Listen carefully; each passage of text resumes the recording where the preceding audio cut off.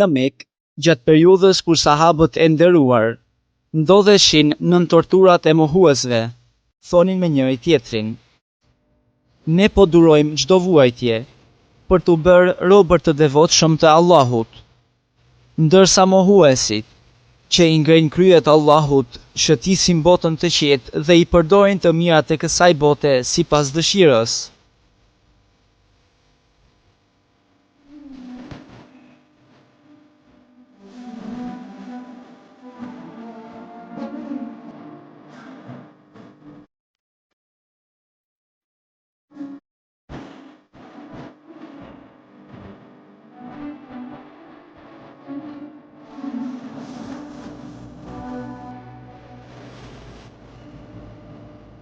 Për këtë arsye, Allahu i madhëruar i urdhëroi besimtarët që të zgjidhnin botën tjetër, e cila është më e mirë se kjo botë ku thotë: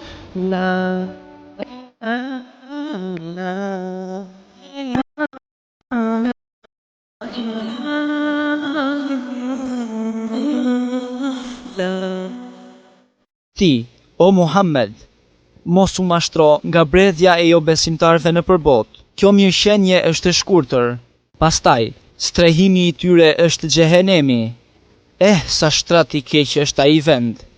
Por ata që i friksohen Zotit të tyre do të kenë kopshte, nëpër të cilat rrjedhin lumej, dhe kur do të banojnë përjetësisht si dhuratë prej Allahut. Dhe kjo është tek Allahu, dhurata më e mirë për besimtarët e vërtet. Sure Ali Imran, ajeti 196-198.